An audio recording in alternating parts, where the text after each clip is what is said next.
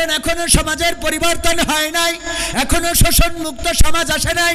আমার শোষণ মুক্ত সমাজ গড়ার জন্য প্রথমে আন্দোলন করেছিলেন বঙ্গবন্ধু শেখ মুজিবুর রহমান, তারপরে আন্দোলন করেছেন জিয়াউর রহমান, তারপরে আন্দোলন করেছেন এরশাদ, তারপরে আন্দোলন করেছেন খালেদা জিয়া, তারপরে আন্দোলন করেছেন শেখ হাসিনা, এরপরে আবার খালেদা জিয়া, তারপরে আবার শেখ হাসিনা, তারপরে আবার এর মধ্যে ফখরুদ্দিন মঈনুদ্দিন এসেছিল, এখন নতুন করে ডক্টর ইউনূস এসেছে। এখনো বাংলাদেশ শোষণ মুক্ত হয় নাই। আজকেও পত্রিকার নিউজ, আমার এক আল্লাহর ওলি, আমাদের আল্লাহর ওলি, দেখেন দলের নাম না বলে তো উপায় নেই, সাংবাদিকরা বলেছে আমার দোষ না, যুবলীগের এক আল্লাহর ওলি ব্রাহ্মণবাড়িয়ায় একজন নারীকে হত্যার পরে তার লাশটা একটা পরিত্যক্ত ঘরের মধ্যে নিয়ে গর্তের মধ্যে ঢুকায়ে পুড়াইয়ে দিচ্ছিল, ধরা পড়েছে না পড়ে নাই? নারীদেরকে পুড়াইয়ে দিচ্ছে লাশ, মাথাটা পুকুরের মধ্যে ফেলানো, অ্যারেস্ট হয়েছে। কিন্তু প্রথম যে শুরুটা হয়েছে, প্রথম বছরের এই শুরুটার ইতিহাস হিসাবে আমরা থেকে গেলাম। কিয়ামত পর্যন্ত যদি মাহফিলটা চলে, এই মাহফিলের আমরা যারা বক্তা শ্রোতা হয়েছি, বক্তারা না হয় টাকা নিয়েছে, আপনারা তো টাকা নেননি, আমাদের যা হয় হবে না, আপনাদের তো দোয়াটা ঠিক মতো হবে, ঠিক কিনা? সুতরাং আজকে আমরা অন্তত শেষ না করে যাব না, রাজি আছেন ইনশাআল্লাহ? এটা যেহেতু ইতিহাস তৈরি করা মাহফিল, বাংলাদেশ 1971-এ স্বাধীন হয়েছে, তারপরে অনেক এর মধ্যে 72 গেছে, 73, 75, 77, 79, 84, 86, 2000, 2024 পর্যন্ত এসেছে। 71 স্মরণীয় হয়ে আছে না নাই? 52 স্মরণীয় হয়ে আছে না নাই? নতুন করে আবার আমরা যারা 24 দেখলাম, এই 24ও স্মরণীয় হয়ে থাকবে না, থাকবে না? সুতরাং 71-এ যারা স্মরণীয় বরণীয় হয়েছিল, 52-তে যারা স্মরণীয় বরণীয় হয়েছিল, 71, এই 71, 52 পরবর্তী সময়ে 24-এ এসে যারা স্মরণীয় বরণীয়, তারাও কিন্তু এই বছরের পর বছর এভাবে চলতে থাকবে। আমরা যেমন বলি 1971-এ আমরা রাজপথে নেমেছিলাম, লড়াই করেছিলাম, সংগ্রাম করেছিলাম, রক্ত দিয়েছিলাম, আর তার বিনিময়ে বাংলাদেশ পেয়েছিলাম, বলি না? বলি না? একইভাবে বলা হবে 2024-এ আমাদের ভাইয়েরা রক্ত দিয়েছিল, জীবন দিয়েছিল, শহীদ আবু সাইদ শহীদ হয়েছিল, শান্তমুগ্ধ তারা জীবন দিয়েছিল, ইয়ামিন রক্ত ঝরিয়েছিল, বাংলাদেশের হাজার মানুষ শহীদ হয়েছিল, অসংখ্য সহস্র আহত নিহত হয়ে এই বাংলাদেশ একটি সুন্দর সুখী সমৃদ্ধশালী বাংলাদেশ গড়ার জন্যে, স্বাধীনতা সার্বভৌমত্ব টিকিয়ে রাখার জন্যে 2024-এ বাক স্বাধীনতা ফিরিয়ে এনেছিল।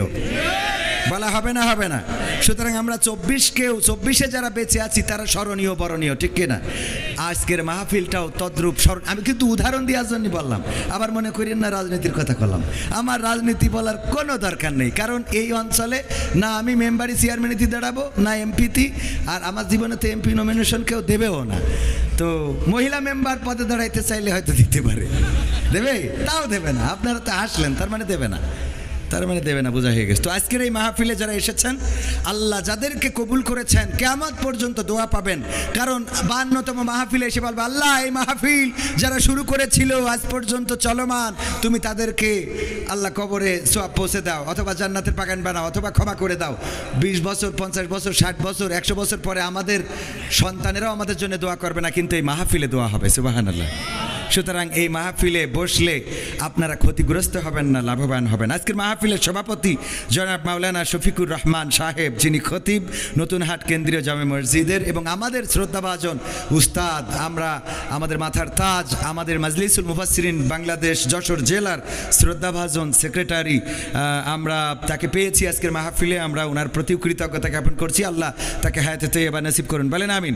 আলোচনা করেছে, এছাড়া বিশেষ মেহমান হিসাবে আসন অলঙ্কৃত করেছেন আমার পাশেই বসা, একাধিকবার নির্বাচিত হয়েছেন চেয়ারম্যান হিসাবে, গণমানুষের নেতা, জননন্দিত জনপ্রিয় জননেতা, আমাদের প্রিয় মুহতারাম শ্রদ্ধাভাজন জনাব মোহাম্মদ সিরাজুল ইসলাম সাহেব, সাবেক চেয়ারম্যান আরবপুর ইউনিয়ন পরিষদের, এবং আল্লাহ যদি কবুল করেন আগামীতেও ইনশাআল্লাহ আমরা নেতৃত্বে তাদেরকে পেতে চাই না, ভালোর সাথে যারা থাকবে আমরা তাদেরকে পেতে চাই। কিন্তু ভালোর থেকে যদি বিচ্যুতি ঘটে, সে যদি জামাতেরও হয়, তাও তার পক্ষে আমরা বলেন আছি আসি নাই।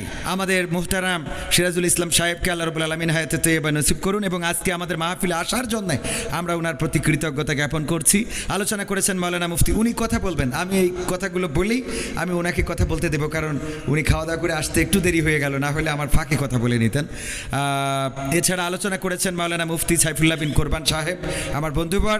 আলোচনা করেছেন আমার আর এক প্রিয় ভাই, আপনারা যার আলোচনা শুনে মুগ্ধ হয়েছেন, উনি সব জায়গায় প্রধান বক্তা হন, আমি ওনার আগে আলোচনা করি, কিন্তু আজকে কোনো না কোনো কারণে উনি আমার আগে ফ্ল্যাটটা নিয়ে ফেলেছেন। তো আমি মানে দুঃখিত যে ওনার পরে আলোচনা করতে পারলে এটাই ভালো ওনার আগে আলোচনা করতে পারলে এটাই ভালো লাগতো, কারণ মুহতারাম আমাদের ভাইজান আমি অত্যন্ত সম্মান করি, ভাই ভালো করেই জানেন, সামনে বলে বলছি না। তো ভাইজানের প্রতি কৃতজ্ঞতা যে উনি আজকে আমার আগে আলোচনা করেছেন। মাওলানা এনামুল হাসান বিন নূর সাহেব, যিনি এনামুল হাসান বিন নূর ক্যাডেট মাদ্রাসার সম্মানিত প্রতিষ্ঠাতা, বেনাপোলে স্বনামধন্য প্রতিষ্ঠানটি গড়ে তুলেছেন। তো এছাড়াও আছেন গণ্যমান্য আরও অনেক ব্যক্তিবর্গ যাদের নাম জানি না, মাহফিলের পরিচালক, মাহফিলের উপস্থাপক এবং আয়োজক, বিশেষ করে আমার সবুজ ভাই অনেক কষ্ট করেছেন। উনি একজন মিডিয়া কর্মী, আগে দাড়ি ছিল না যখন আমার সাথে পরিচয় হয়েছে, কিন্তু এখন দাড়ি রেখে আল্লাহ মোটামুটি আল্লাহর অলি হয়ে যাওয়ার, অলিয়া অলিয়ার পর্যায়ে পৌঁছে গেছে। আল্লাহ কবুল করে নিন, বলেন আমিন। আমার সামনে উপবিষ্ট দিনদার ইমানদার মুসলমান ভাইয়েরা, পর্দার অন্তরালে মা এবং বোনেরা, সবাইকে আনুষ্ঠানিকভাবে সালাম জানাচ্ছি, আসসালামু আলাইকুম ওয়া রাহমাতুল্লাহ। আল্লাহর শুকরিয়া আদায় করছি, সবাই পড়ছি আলহামদুলিল্লাহ।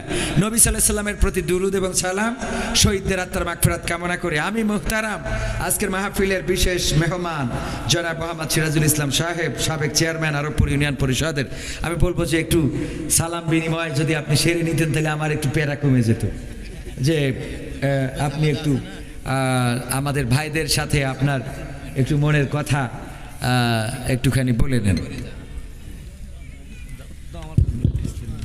সম্মানিত ভাই বোন উপস্থিতি, আপনারা محمدا عبده ورسوله الذي أرسله بالحق بشيرا ونذيرا وداعيا إلى الله بإذنه وسراجا منيرا فقد قال الله تعالى في كلامه المجيد والفرقانه الحميد সবাই পড়েন আউযু বিল্লাহি মিনাশ শাইতানির রাজিম বিসমিল্লাহির রাহমানির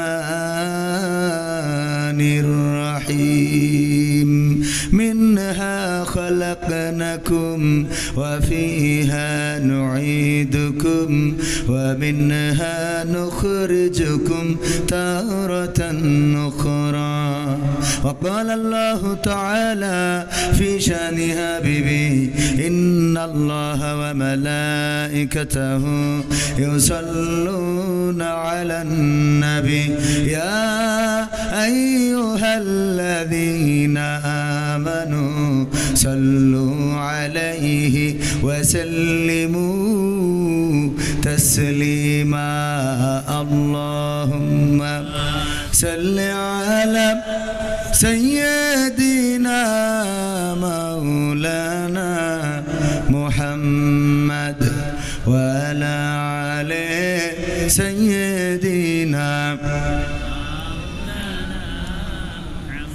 নবীর নামে দুরূদ শরীফ পড়িবে যে জন তার জন্য যে হারাম হবে জাহান্নামের আগুন আল্লাহুম্মা সাল্লি আলা سيدنا مولانا محمد وعلى آله سيدنا আরবের বুকে মক্কা নগরে আমেনার যেথায় ঘর আল্লাহর করুণা কৌসার হয়ে ঝরছে বারংবার আল্লাহুম্মা সাল্লি আলা সাইয়্যিদিনা মাওলানা মুহাম্মদ ওয়া আলা আলি সাইয়্যিদিনা لا إله إلا الله لا إله إلا الله لا إله إلا الله لا إله إلا الله لا إله إلا الله محمد رسول الله سبحان الله والحمد لله لا إله سبحان الله والحمد لله لا إله لا إله إلا الله محمد رسول الله صلى الله আপন আপন বলিস কারে কেউ তো আপন হয় না আপন আপন বলিস কারে কেউ তো আপন হয় না স্বার্থ ছাড়া এই ভুবনে আপন তো কেউ রয়ে না স্বার্থ ছাড়া এই ভুবনে আপন তো কেউ রয়ে না আপন আপন বলো কারে কেউ তো আপন হয় না আপন আপন বলো কারে কেউ তো আপন হয় না স্বার্থ ছাড়া এই ভুবনে আপন তো কেউ রয়ে না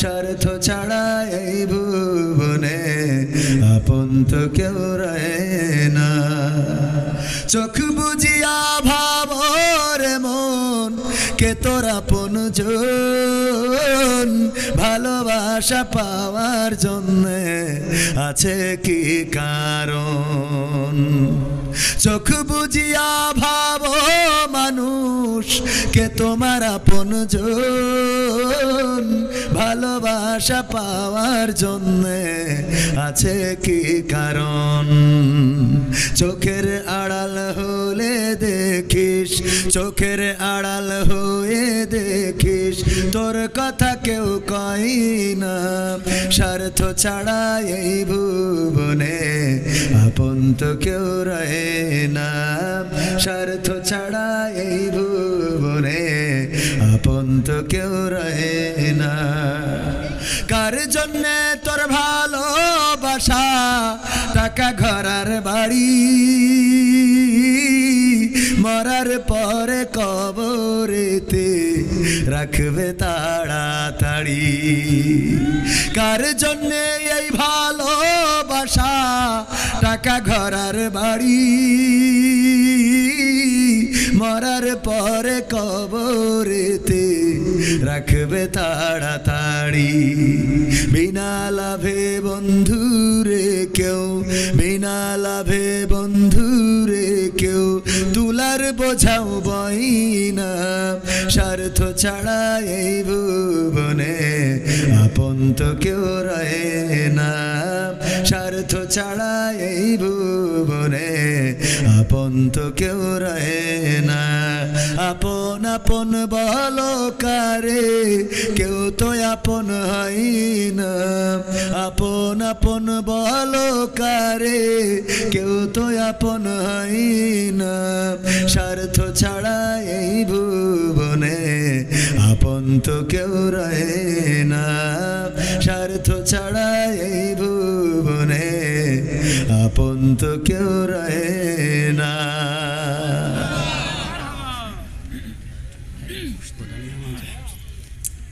সম্মানিত ভাইয়েরা শুরু করব ইনশাআল্লাহ। কি হবে ছাত্র সেজে চুমু খেয়ে সনদ খানা যদি হয় বিদ্যালয়টা পুবলিদের আড্ডাখানা এর চেয়ে মরাই ভালো দেশ ছেড়ে যাওয়াই ভালো এর চেয়ে মরাই ভালো দেশ ছেড়ে যাওয়াই ভালো কি হবে ধোঁকা দিয়ে বিবেকটাকে কি হবে ধোঁকা দিয়ে বিবেকটাকে কি হবে বেঁচে থেকে অযথা বিদ্যা শিখে যদি না গড়তে পারি শোষণবিহীন সমাজটাকে কি হবে বেঁচে থেকে কি হবে যুবক নামের বোঝা হয়ে এই ধরাতে যেখানে মা বোনেরা ধর্ষিতা হয় দিনে রাতে ঠিক না বে ঠিক কি হবে যুবক নামের বোঝা হয়ে এই ধরাতে যেখানে মা বোনেরা ধর্ষিতা হয় দিনে রাতে যৌবনের সার্থকতা ঘুচিবে সকল ব্যথা যৌবনের সার্থকতা ঘুচিবে সকল ব্যথা পারো যদি বলি দিতে মানুষরূপী পশুটাকে পারো যদি বলি দিতে মানুষরূপী পশুটাকে কি হবে বেঁচে থেকে অযথা বিদ্যা শিখে যদি না গড়তে পারি শোষণবিহীন সমাজটাকে কি হবে বেঁচে থেকে কি হবে লেখালেখি কলমবাজির ওই মহড়া সমাজের আসল চিত্র যদি না যাই তুলে ধরা কি হবে লেখালেখি কলমবাজির ওই মহড়া সমাজের আসল চিত্র যদি না যাই তুলে ধরা যদি ওই ঘুষের বলে কলমটা উল্টো চলে যদি ওই হ্যালো কলে ক্যামেরা উল্টো বলে তবে কি যাবে রোখা দুর্নীতিকে তবে কি যাবে রোখা দুর্নীতিকে কি হবে বেঁচে থেকে অযথা বিদ্যা শিখে যদি না গড়তে পারি শোষণবিহীন সমাজটাকে কি হবে বেঁচে থেকে কি হবে কি হবে কি হবে নামাজ রোজা ইমানদারির ভয় করে কোরআনের কর্মীগুলো থাকে যদি কারাগারে কি হবে নামাজ রোজা ইমানদারির ভয় করে কোরআনের খাদেম যারা তারা যদি থাকে কারাগারে মসজিদের কোণে বসে জিকির যত করো কষি মসজিদের কোণে বসে তাসবিহ যত টানো ঠেসে এভাবে যায় না পাওয়া আল্লাহকে ঠিক না বে ঠিক এভাবে যায় না পাওয়া আল্লাহকে কি হবে বেঁচে থেকে অযথা বিদ্যা শিখে যদি না গড়তে পারি শোষণবিহীন সমাজটাকে কি হবে বেঁচে থেকে কি হবে আলেম হয়ে ইমাম সেজে মসজিদেতে পারো যদি সত্য কথা উচ্চ স্বরে না বলিতে কি হবে আলেম হয়ে ইমাম সেজে সমাজেতে পারো যদি সত্য কথা উচ্চ স্বরে না বলিতে চাকরির ভয় করো যদি ছেড়ে দাও ইমামতি চাকরির ভয় করো যদি ছেড়ে দাও ইমামতি কি হবে ধোঁকা দিয়ে আল্লাহকে কি হবে ধোঁকা দিয়ে আল্লাহকে কি হবে বেঁচে থেকে অযথা বিদ্যা শিখে যদি না গড়তে পারি শোষণবিহীন সমাজটাকে কি হবে বেঁচে থেকে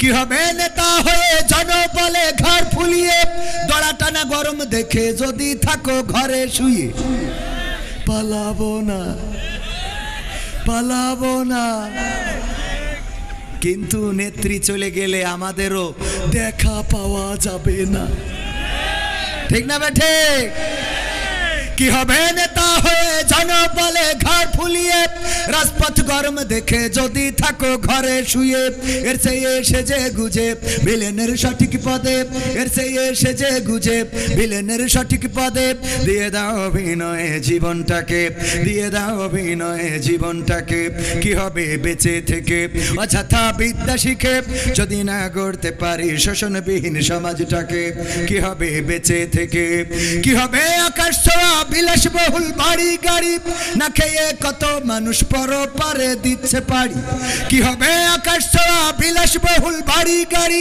না খেয়ে কত মানুষ পরপারে দিচ্ছে পাড়ি আজরাইল আসবে যাবে মাটিতেই পড়ে রবে আজরাইল আসবে যাবে মাটিতেই পড়ে রবে কোনো কাজে লাগবে না ওই প্রাসাদটাকে কোনো কাজে লাগবে না ওই প্রাসাদটাকে কি হবে বেঁচে থেকে অযথা বিদ্যা শিখে যদি না গড়তে পারি শোষণবিহীন সমাজটাকে কি হবে বেঁচে থেকে কি হবে পুরুষ হয়ে জন্ম নিয়ে বাংলাদেশে যদি যাই ক্ষমতাটা ঘুরে ফিরে নারীর হাতে কি হবে পুরুষ হয়ে জন্ম নিয়ে এই দেশেতে যদি যাই ক্ষমতাটা ঘুরে ফিরে নারীর হাতে কি বা জবাব দেবে কিভাবে মুখ দেখাবে কি বা জবাব দেবে কিভাবে মুখ দেখাবে আমাদের আগামী সেই প্রজন্মকে তোমাদের আগামী সেই প্রজন্ম প্রজন্মকে কি হবে বেঁচে থেকে অযথা বিদ্যা শিখে যদি না গড়তে পারি শোষণবিহীন সমাজটাকে কি হবে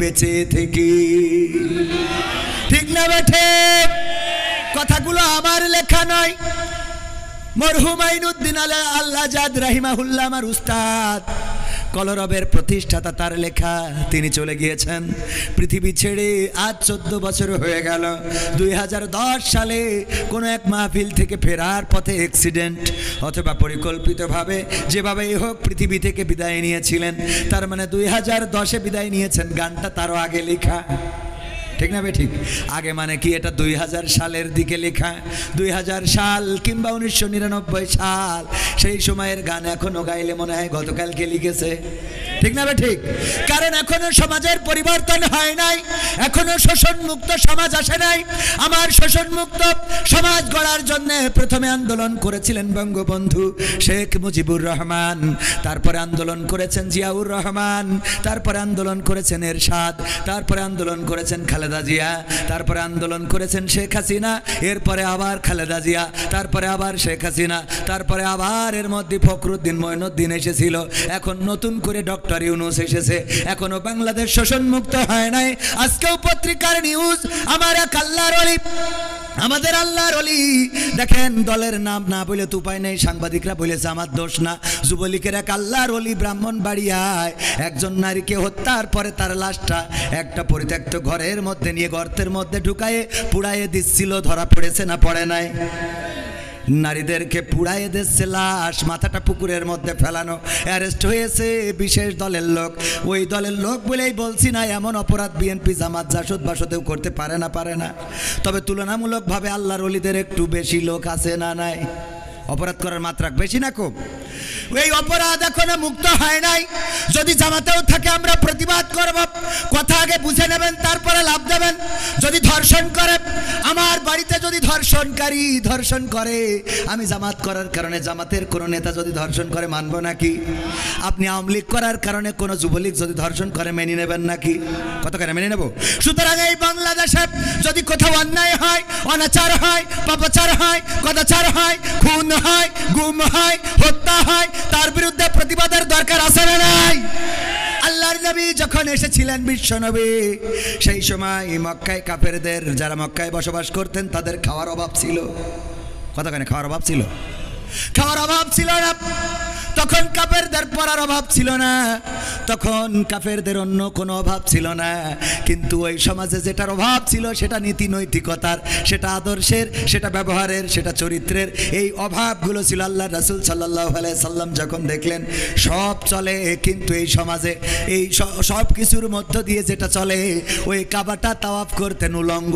হয়ে ঠিক না ঠিক তারা কাবাও তাওয়াফ করতো না কথা কয় না হজ করতো না এ ভাই আপনারা জানেন না হজ করতো কিনা আপনারা মনে হয় এই আজকে প্রথম হজ শুনতেছেন আল্লাহ রাসূল হজের সময় যখন তাবুক গেড়ে দিয়ে কোরআন পড়ছেন আবু জাহেল আবু লাহাব উতবা সাইবা তারা তাবুতে যায় আর বলে যে দেখো ওই তাবুটার কাছে যাবা না ওই তাবুতে কিন্তু বিশেষ দলের লোক রয়েছে ওদের আমরা বাংলাদেশে রাখতে চাই না পাকিস্তানে পাঠাইতে চাই ওই তাবুর কাছে তোমরা যাবা না ওর কথা শুনবা না ও কিন্তু পাগল বলেছে না বলে নাই আল্লাহ রাসূল যখন দাওয়াত প্রকাশ্যে দিতে পারে না তখনও তার মানে বোঝা গেল তখন হজ চলতো কথা কয় না তখন হজ চলতো এর আগের ঘটনা হলো সূরা ফিলেই রয়েছে আল্লাহর নবী জন্মগ্রহণের 50 দিন পূর্বে সূরা ফিলে আল্লাহ সবিস্তারে বর্ণনা করে দিয়েছেন ছোট্ট সূরায় সব ঘটনা বলে দিয়েছেন আল্লাহর রাসূল তখনও জন্মগ্রহণ করেন নাই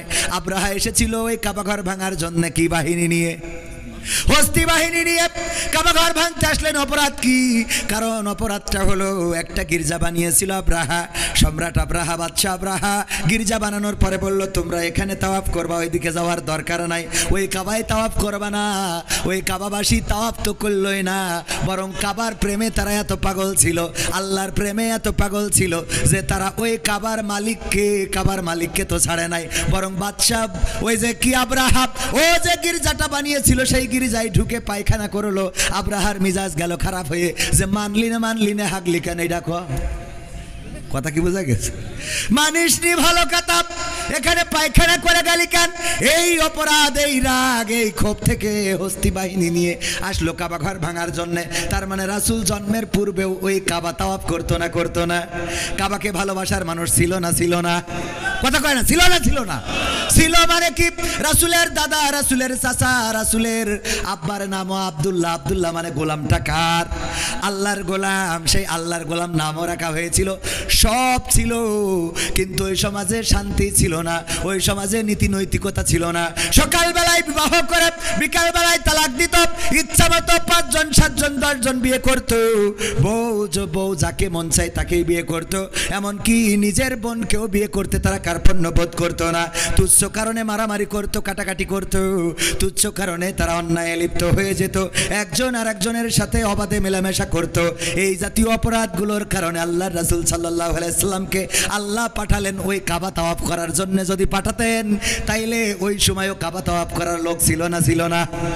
ছিল মানে কি? কাবার প্রেমে এত পাগল যে গির্জায় যে হেগে থিয়ে আইলো।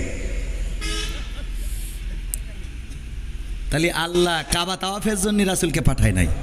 কথা কি বোঝা গেছে? আপনি হজে যাবেন, আলহাজ হাজী সাহেব সালমান এফ রহমানও হজ করেছে গত রমজানে। পীর সাহেব আমার ফেসবুক স্ট্যাটাস দিয়েছে, কাবার ইমাম যেখানে দাঁড়ায় আমি তোর বরাবর একদম টান টাইনে সোজা এই পাশে দাঁড়াইছি। আল্লাহর ওলি দাঁড়াইলো কাবা ঘরে, যে এত বড় পরহেজগার ইমামের সামনে ইমাম বরাবর দাঁড়াইলো, আবার যে বিপদে পড়েছে আগে দাড়ি ডারে ঝেড়িয়েছে। ঠিক না বেটে? আগে ঝেড়িয়েছে দাড়ি। এবার যদি বলেন এটা রাজনীতির কথা, না, কোনো রাজনীতির কথা নাই। আমার কোনো জামাতের নেতা ডাক্তার শফিকুর রহমান, আমার ডাক্তার শফিকুর রহমান তো আমিরে জামাত, কিন্তু উনি হলেন আমাদের আর এক শফিকুর রহমান, আমাদের সেক্রেটারি সাহেব। উনি যদি গতকালকে দাড়ি কামায়, বলেন দেখি জামাত করার কারণে আপনাদের নতুন হাট জামে মসজিদে খুতবা দিবেন কি? খুতবা দিতে দিবেন কে কে? হাত উঁচু করেন। একজনও দেবেন? দেবেন মানে কাটি খুলি দেবেন। দাড়ি যখন কাটিছি আরও কিছু কাটবো। ঠিক না বে? ঠিক। তার মানে আমরা কিন্তু নেতা হিসাবে, দল হিসাবে বললাম না, আমরা কি হিসাবে বললাম? আল্লাহ রাসূলের সুন্নাতের এমন অবমর্যাদা মানা যায় না? মানা যায় না। ওগো আমার ভাইয়েরা, আমরা কথা বলার সময় কথা অনেকেই শোনে না, আগের থেকে লাভ দিয়ে ওঠে। ওই যে আগের দিন বোঝানোর চেষ্টা করেছিলাম দত্তপাড়ায়, স্যার বলল কবিতা লিখে নিয়ে আসবা, কবিতা দেখবো কে ফার্স্ট হয়। কবিতা লিখে এনেছে ছাত্র, বলছে ঠিক আছে তুমি পড়ে শোনাও। বলছে চোখের জল উঠিয়াছে কপালে, বলছে তুই একেবারে জিরো, তো স্কুল থেকে বের করে দেওয়ার দরকার। কেন? এই চোখের জল কোনোদিন কপালে ওঠে? তোর লেখাপড়া হইলো এটা? এ কোন ধরনের কবিতা লিখেছিস? স্যার চোখের জল কি কপালে যায় না? বলছে না। কিভাবে যায়? চোখের জল কিভাবে যায়? তোর কবিতা হয়নি বাদ।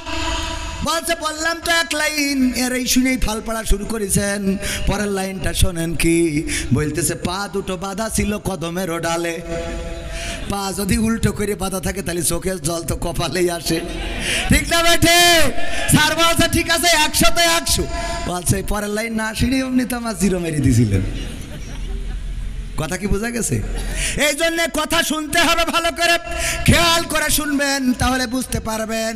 যদি খেয়াল করে না শোনেন তাইলে অমনি লাফালাফি শুরু করে দেবেন। আমার আল্লাহ বললেন, ইয়া আইয়ুহাল্লাযীনা আমানু, ইয়া আইয়ুহাল্লাযীনা আমানু লিমা তাকুলুনা মা লা তাফআলুন। কথাটা কার? অর্থটা কি? আল্লাহ বললেন, ওগো ঈমানদারেরা শোনো, আল্লাহর ওলিরা, পরহেজগারেরা শোনো, তোমাদের বলি শোনো, এমন কথা তোমরা কেন বলো যা তোমরা কাজে পরিণত করো না। আল্লাহ এর পরের আয়াতে বলছে, কাবুরা মাকতান ইনদাল্লাহি আন তাকুলু মা লা তাফআলুন। আল্লাহর কাছে এটা অত্যন্ত অপছন্দের, অত্যন্ত ঘৃণার যে তোমরা মুখে যা বলো কাজে তা পরিণত করো। কথা কয় না? এই যে আয়াত, এই আয়াতের ব্যাখ্যা করতে যে আমি খুঁজে পেলাম, এমপিরা সব কোথায় গেল, মন্ত্রীরা সব কোথায় গেল, কোথায় কাদের কাকা? তাদের সারা দেশটা এখন লাগে ফাঁকা ফাঁকা। পালাবো না, পালাবো না, প্রয়োজন হলে ফখরুলের বাসায় গিয়ে উঠবো। ঠাকুরগাঁওয়ে বাসা আছে না? জায়গা দেবে? দেখেন এইবার আপনারা বোঝেন কেন বললাম এই কথা।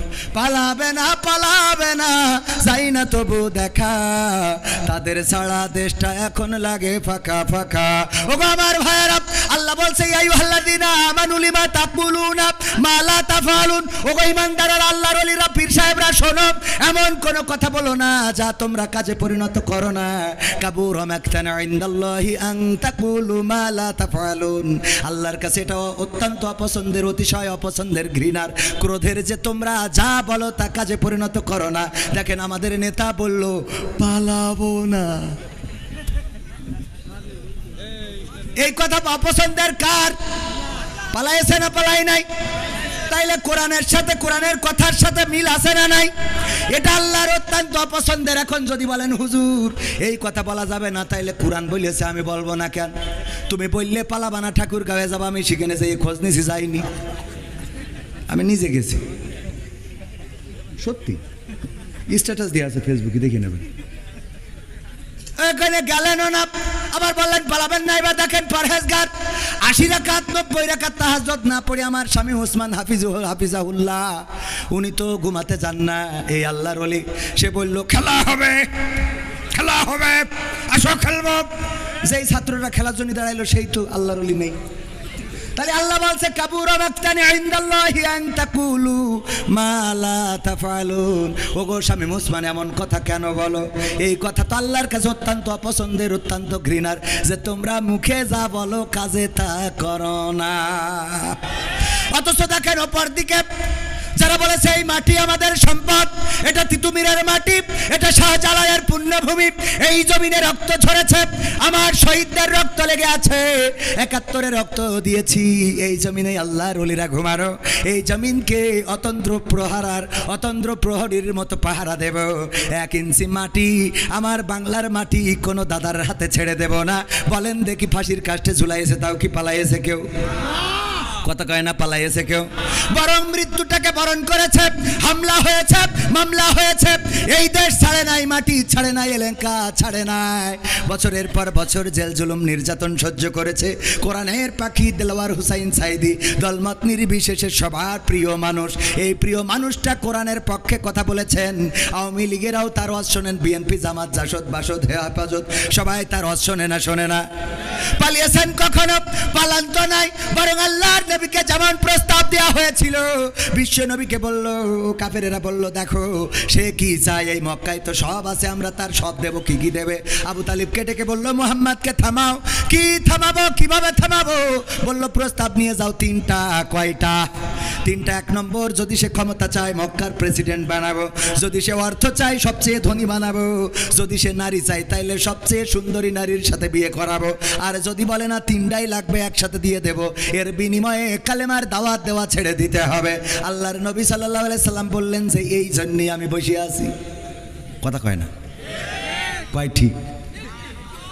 আল্লাহর নবী এই জন্যই বসেছিল? নাউজুবিল্লাহ, বলেন নাউজুবিল্লাহ।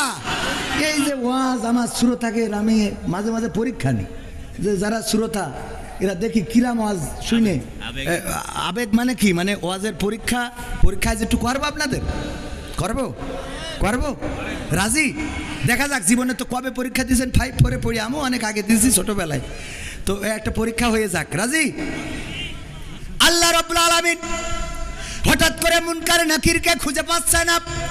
আরে বাবা কি বিপদ, কত মানুষ মারা গেছে, কবরে যেয়ে সওয়াল করতে হবে, আর সেই সওয়ালের জবাব দেবে মানুষেরা, মান রব্বুকা ও মান দিনুকা ও মান নাবিয়ুকা, তোমার রবকে, তোমার দিন কি, তোমার নবীকে। কিন্তু মুনকার নাকির তো হারাই গেছে, খুঁজে পাচ্ছে না।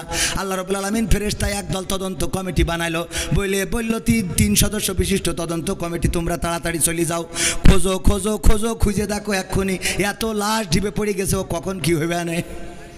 ওরে বাবা, এই পৃথিবীতে খুঁজে পায় না। হঠাৎ করে দেখে বাগদাদে আব্দুল কাদের জিলানির কবরে মুনকার নাকিরের হাত পিছনে নিয়ে পিঠ মোড়া দিয়ে বাইন্ধে রেখেছে।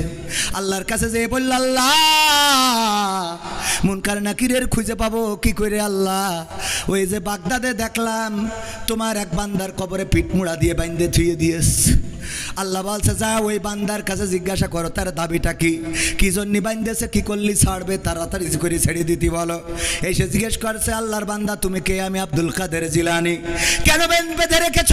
এই দুইজন আমাদের দুইজন মুনকার নাকির ফেরেশতা, সারা দুনিয়ায় কত লাশ দেরি পড়ে গেছে, কখন প্রশ্ন করবে। আল্লাহ বলল ছেড়ে দিতি, কয় না ছাড়া হবে না, ছাড়া হবে না। অপরাধ কি তাদের? অপরাধ হলো আমার কবরে ঢুকেছে কিন্তু সালাম দিয়ে প্রবেশ করে নাই, এই জন্যে বেঁধে রেখেছি। এখন কি করতে হবে? এখন কি করতে হবে? আল্লাহর কাছে যেয়ে বলো এই অপরাধে বেঁধে রেখেছি। আল্লাহর কাছে যেয়ে ফেরেশতারা বলেছে আল্লাহ আব্দুল কাদের জিলানী সালাম দেয় না, এই অপরাধে তাদের হাত পিছনে দিয়ে হাত করা, ওই যে হাত মুড়া দিয়ে একেবারে কায়দা করে বেঁধে রেখেছে, ছাড়বে না। বলছে যাও যে প্রস্তাব দাও যে আর কি করলি ছাড়বে, সে কি চায়, তার দাবি দাবা কি, দাবি মেনে নেওয়া হবে।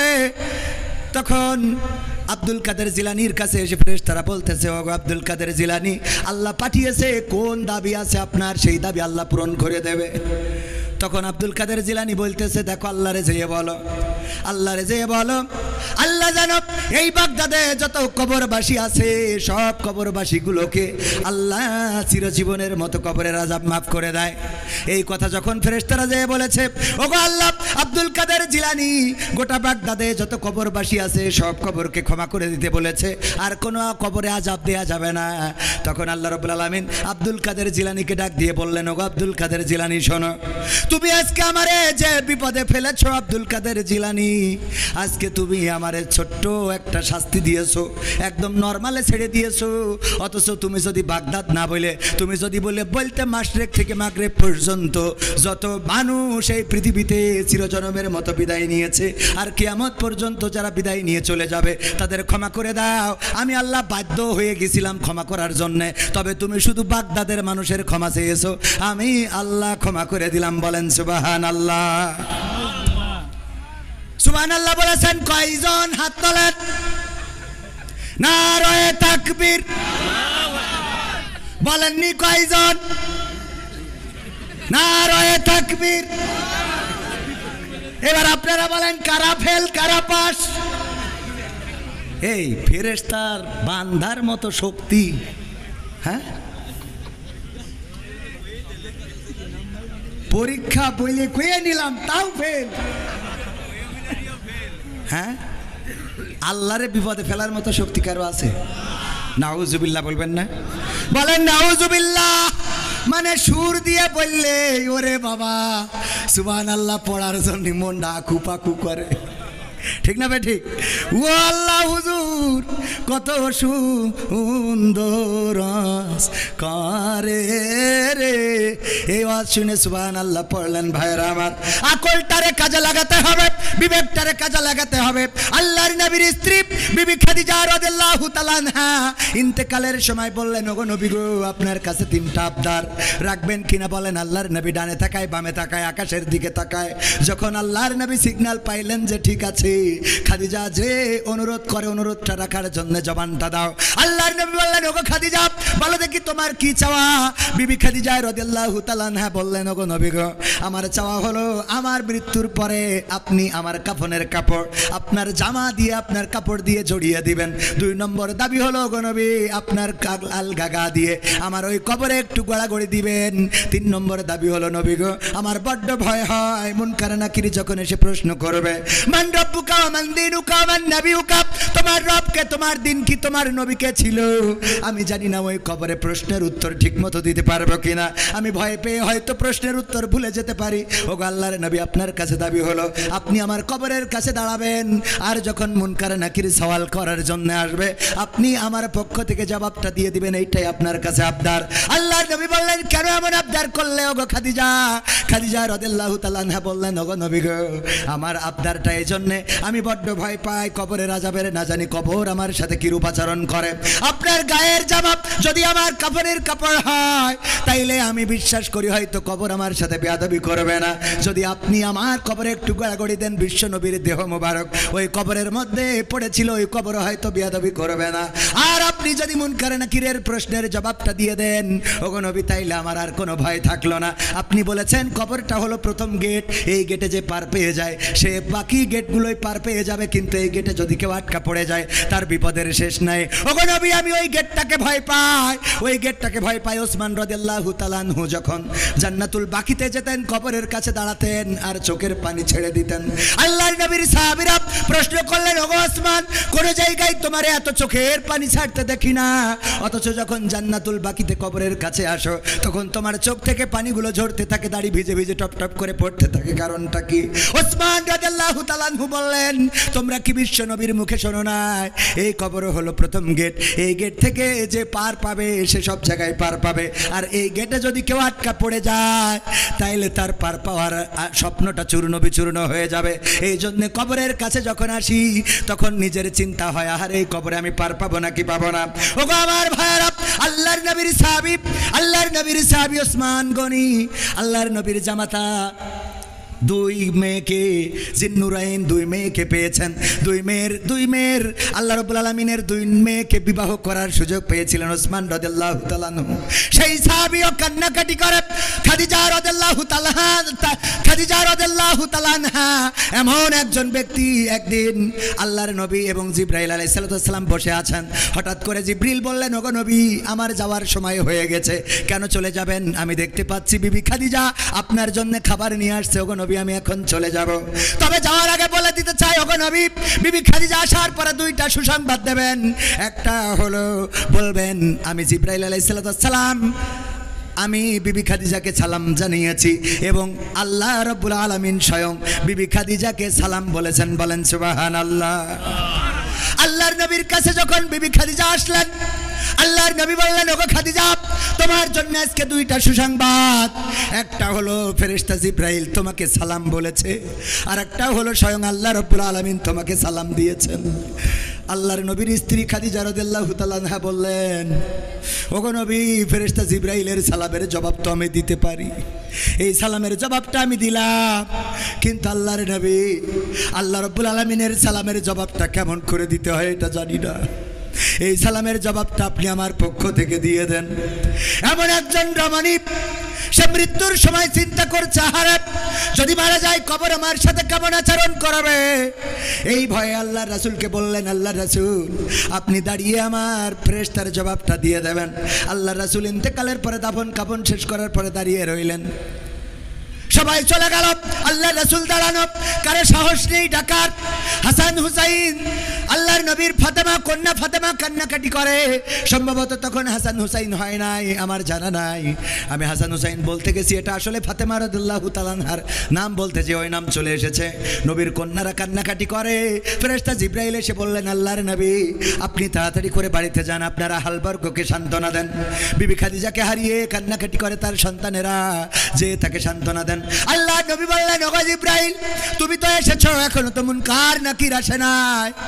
আমার পরে ওসিয়াত, খাদিজা বলেছে মুনকার নাকির আসলে আমি যেন তার প্রশ্নের জবাব দিয়ে দেই, এখনো পর্যন্ত আসলো না, আমি দাঁড়িয়ে আছি। ফেরেশতা জিবরাইল বললেন, ওগো নবী, আপনি বাড়িতে যান। যে খাদিজা কবরের মুনকার নাকিরের প্রশ্নের জবাবের এত ভয় পেয়েছে, আল্লাহ রাব্বুল আলামিন আরশে আজিম থেকে ওই খাদিজার হয়ে সকল প্রশ্নের জবাবটা করে দিয়েছেন। বলেন সুবহানাল্লাহ। আল্লাহর নবীর এমন এমন সাহাবীরা কবরকে ভয় পেত। আর আব্দুল কাদের জিলানী রাহিমাহুল্লাহ, তিনি একজন আল্লাহর ওলি, এটা ঠিক আছে, কিন্তু তার কবরে সালাম দেয় নাই বলে হাত মুড়া দিয়ে বেঁধে রেখেছে। কেন দাফন কাফন করার সময় কি দড়ি দিছিল সাথে? এইটুকু তো চিন্তা করা লাগে, কথা কয় না। যাই হোক, ফেল করাতে কোনো অসুবিধা নেই। আমাদের দোষটা কি? সুর দিয়ে আমিও ফেল করেছিলাম। এই যেদিন আমার অ্যাডভোকেট এনামুল হক মুহতারাম চাচা যান, উনি আমার মাদ্রাসায় পাল্লা মোকামতলায়, তখন আমরা ছোট, উনি বললেন আমি একটা পরীক্ষা নেব। তো উনি একটা পরীক্ষা নিয়েছিলেন, অবশ্য ওয়াজটা করেছিলেন অন্য ভিন্ন আর একটা ঘটনা বলেছিলেন। সেই ঘটনায় যে দম করে জীবন দিয়ে দিল, দম করলো, একজন কান্নাকাটি করতেছে লাশ নিয়ে, যে আমার সন্তান মারা গেছে, স্বামী মারা গেছে। এই একটা পুতা ছেলে, আমাদের যশোরের ভাষায়, অন্য দেশের ভাষায় নাতি বলে, যে আমার নাতিটা বেঁচে ছিল, তাও আল্লাহ নিয়ে গেল। তখন পীর সাহেব একটু দম করলেন, তারপরে ফু দিলেন, তো দাঁড়িয়ে গেল। বলেন সুবহানাল্লাহ। হ্যাঁ, তাও সুবহানাল্লাহ বলেছি। আমরা ওই দিন সুবহানাল্লাহ বলেছিলাম, এর জন্য ফেল করেছিলাম। আমরা ওয়াজ শুনবো কিন্তু বুঝে শুনে হাত উঁচু করবো, মনে থাকবে? সুবহানাল্লাহ আলহামদুলিল্লাহ কোন জায়গায় বলতে হয় এগুলো যদি না বুঝি, ওই যে উদাহরণ দিতে যে মাঝে মাঝে প্রায়ই বলি এখন যে টাকা কালেকশন করতেছে, দত্তপাড়ায় বলেছিলাম যে 50,000 টাকা দেওয়ার মতো কেউ কি আছেন? কেউ কথা বলে না। হুজুর সুদ দিয়ে দিয়ে বলার একজন তো জিম আছে। হুজুর বলছে 50,000 টাকা দেওয়ার মতো কোন আল্লাহর ওলি আছেন নাকি? আমি দোয়া করে দেব। বলেন হাত উঁচু করেন। কেউ হাত উঁচু করে না, দোয়া করব বাপ দাদা দাদা দাদি নানা নানি 14 গোষ্ঠী যেন জান্নাতে থাকে। কেউ হাত তোলে না, তোলে না, তোলে না। এবার হুজুরির হয়ে গেছে রাগ, সুর দিয়ে বাদ দিয়ে এবার চিল্লাইনো শুরু করে দিয়েছে। 50,000 টাকা দেওয়ার মতো এই ধোপা খোলায় একজনও নাই, হাত উঁচু করেন। মানে ঘুমেতে উঠে হাত উঁচু করেন শুনে, ধমক শুনে হাত উঁচু করে বসে আছে। বলছে নাম কি? ওবায়দুল কাদের। আল্লাহ ওবায়দুল কাদের 50,000 টাকা করলো দান, তুমি বাড়িয়ে দাও, সম্মান নিয়ে খায়াত দাও। পিতামাতা দাদা দাদি নানা নানি 14 গোষ্ঠী যারা কবরে আছে ক্ষমা করে জান্নাত দিয়ে দাও। ও তো বলছে আল্লাহ কাল বিড়ি না খালি তো হাগাও হবে না, অথচ সেইটা কিনার টাকাও নেই। 50,000 টাকা দোয়া আমি কনে রাখবো? 50,000 টাকা দোয়া করে দিলে মার খাওয়ার ভয়তে কিছু বলে নাই।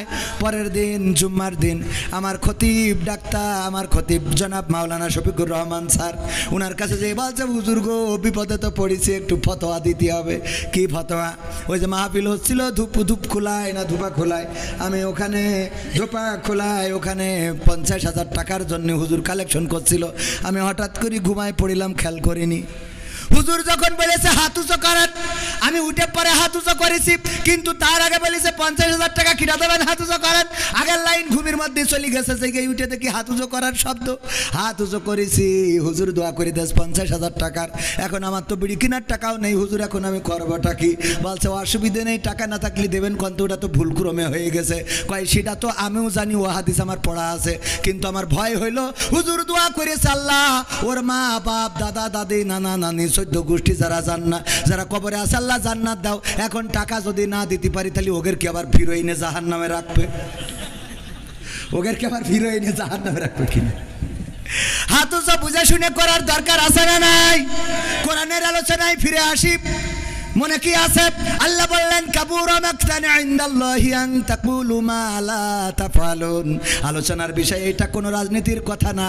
এই আয়াতের পরিপ্রেক্ষিতে আমার কথা হলো পালাবো না, পালাবো না, পালাবে না, পালাবে না, যাই না তবু দেখা, তাদের ছাড়া দেশটা এখন লাগে ফাঁকা ফাঁকা।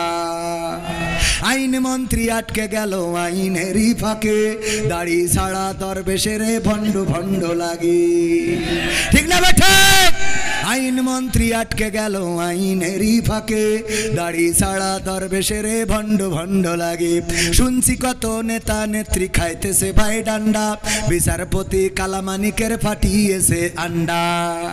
পলকের ঝলক গেল, পলকের ঝলক গেল থামিয়ে নেটের চাকা, তাদের ছাড়া দেশটা এখন লাগে ফাঁকা ফাঁকা, ওদের ছাড়া দেশটা এখন লাগে ফাঁকা ফাঁকা। কই গেল সেই সংসদেতে মমতাজের গান, কোথায় গেল হযরত বলা শামীম ওসমান? কই গেল সেই সংসদেতে মমতাজের গান, কোথায় গেল হযরত বলা শামীম ওসমান? ইনু মেনন্দি পুমনি আছে কারাগারে, বাপ করিলেও পাপ কখনো ছাড়ে কি আর তারে। কোথায় গেল স্পিকারের, কোথায় গেল স্পিকারের দৃষ্টি আঁকা বাঁকা, তাদের ছাড়া দেশটা এখন লাগে ফাঁকা ফাঁকা, ওদের ছাড়া দেশটা এখন লাগে ফাঁকা ফাঁকা। কোথায় গেল আরাফাত আর ব্যারিস্টার সুমন, কথা বলার সময় তারা করে নিয়োজন। মুরগি কবির খাইছে ধরা, জাফর কোথায় আছে, গোপনে কি সেও গেল মোদি দাদুর কাছে। কোথায় গেল এ সালামের, কোথায় গেল এ সালামের কাড়ি কাড়ি টাকা, তাদের ছাড়া দেশটা এখন লাগে ফাঁকা ফাঁকা। ঠিক না বেঠে? ফাঁকা ফাঁকা লাগে। যারা এই কথাই রাজনীতি খুঁজে পান, একটাও রাজনীতির কথা না, এটা দুঃখের কথা, আক্ষেপের কথা, কষ্টের কথা। আমার মমতাজ সংসদে গান গাইলো, দেখেন এই মমতাজের জন্য কত ত্যাগী নেতা, তারাও মার্কা পায় নাই। সাকিব আল হাসান ক্রিকেট খেলে, হঠাৎ করে ও নৌকা পাবে কেন আমার বুঝাই দেন, কথা কয় না। ও ক্রিকেট খেলে পালি ব্যাট বল উইকেট এইসব পাবে, হঠাৎ করে এই যে পেয়ে গেল। আর অমনি ওখানকার ত্যাগী নেতারা মাইনাস হয়েছে না হয় নাই, কথা কয় না, হয়েছে না হয় না। আমার ত্যাগের পক্ষে তারা মাইনাস হয়েছে। আপনারা তাহলে সারা জীবন দল করে করলেন কি? হঠাৎ সাকিব আল হাসান ক্রিকেট খেলতে খেলতে এসে যদিও মার্কা নিয়ে নাই, তাহলে তোরা রাজপথে থেকে লাভ ডাকি, কথা কয় না। এই মমতাজ গান গাইয়ে বেড়ায়, সেই মমতাজ কি করে পেয়ে গেল? কারণ ওই সংসদে বসে তেল মার্দন করলো, নেত্রীর নামে গান গাইলো, নেতার নামে গান গাইলো। আর যখন নেত্রী চলে গেল, আমার মমতাজ আপা একটা গানও গাইলো না। আমি বললাম তুই তো মনির খানের থেকে খারাপ। মনির খান যখন ওর নায়িকা চলে গেছে, অঞ্জনা, অঞ্জনা তুমি থাকলে না ভাত খেলে না, কনে খাইলে তুমি ঘুমাইলে না, অঞ্জনা আছে না নাই? সব গানে অঞ্জনা। ও জানতো যে বিয়ে করার পরে আমার স্ত্রী আমারে ছাড়বে না, বলবে এত ভালো ও বাসতে রে, ক্যাসেটে ক্যাসেটে অঞ্জনা রে, ঠিক না বে ঠিক? তারপরেও সাহস নিয়ে গিয়েছে, কত বড় সাহস চিন্তা করতে হবে। আর এখনকার সময় এখনো অঞ্জনার নাম ধরে গায়, আগের সময় তো তাও সাহস করতো, ভালো কথা। কিন্তু এখনকার সময় মোট সাহস করা যাবে না, কারণ আমার মা বোনেরা এখন ডাইরেক্ট, আগে তো তাও একটু কুপাকুপি পিটোপিটি হয়তো শুনতাম স্বামীর মারে, আর এখন ডাইরেক্ট মেশিন কেটে নিয়ে হাওয়া হয়ে যাচ্ছে, ঠিক না বে ঠিক? আপনি এটা শুনেন না, উস্তাদ মানুষ, ওরা শুনুক। এই ঠিক বলছি না বে ঠিক বলছি? ডাইরেক্ট নিয়ে চলে। আমি বললাম নিয়ে যাবি কেন, অন্তত থুয়ে যা, জোড়া তালিতে যদি কাজে লাগানো যায়। শয়তান, বিপদে ফেলেছি আবার নিয়েও গেছিস কেন?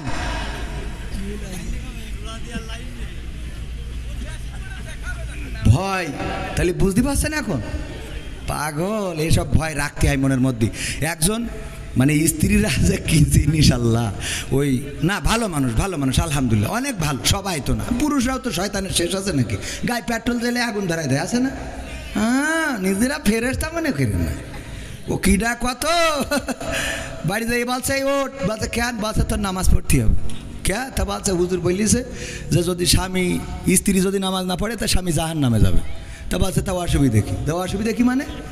তোর আমি বিয়ে করে নিয়ে আসি, তোর জন্য আমি জাহান নামে যাবো? তুই পাগল পাইছিস নাকি? আমি বুঝি না, তা তো না। ওট, তা বলছে নামাজ তো তুমিও পড়ো না। বলছে আমার জন্য আমি জানো, তোর জন্য যাবো কে? আমার জন্য যাবো, তোর জন্য যাবো কে? পাগল পাইছ? বলছে শীতের রাতে ডিস্টার্ব করি না, কাল খেতে পড়ো। কে আর কাল খেতে বেশি থাকবো তার কোনো গ্যারান্টি আছে? গ্যারান্টি আছে? রঙ্গরসের দিন ছিল আমার একদিন, 12 ঘন্টা বেলায় আমার সন্ধ্যা হইল, পাখি উড়ে যাওয়ার বুঝি সময় হলো, পাখি উড়ে যাওয়ার বুঝি সময় হলো। শরীরে চামড়া ছিল টান, মিষ্টি সুরে গাইতাম গান, গলার আওয়াজ আমার কত দূরে যাইতো।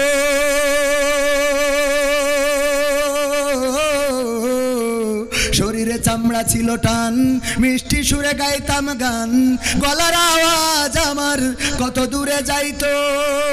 পাইকা গেল মাথার চুল, কথা বলতে পড়ে ভুল, পাইকা গেল মাথার চুল, কথা বলতে পড়ে ভুল, চোখে দেখি গন্ডগোল, দন্ত নড়িল, পাখি উড়ে যাওয়ার বুঝি সময় হলো, পাখি উড়ে যাওয়ার বুঝি সময় হলো। ঘন ঘন আসে দম, চোখেতে দেখি কম, ভাবে বুঝি সময় আমার ফুরিয়ে এলো। ঘন ঘন আসে দম, কানেতে শুনি কম, পিছে পিছে জম আমার ঘুরতে লাগিল। খাটো হয়ে আসছে পাও, হীন হলো সর্বদাও, খাটো খাটো হয়ে আসছে পাও, হীন হলো সর্বদাও, ভাবে বুঝি সময় আমার ফুরিয়ে এলো, পাখি উড়ে যাওয়ার বুঝি সময় হলো, পাখি উড়ে যাওয়ার বুঝি সময় হলো। ঠিক না বে ঠিক?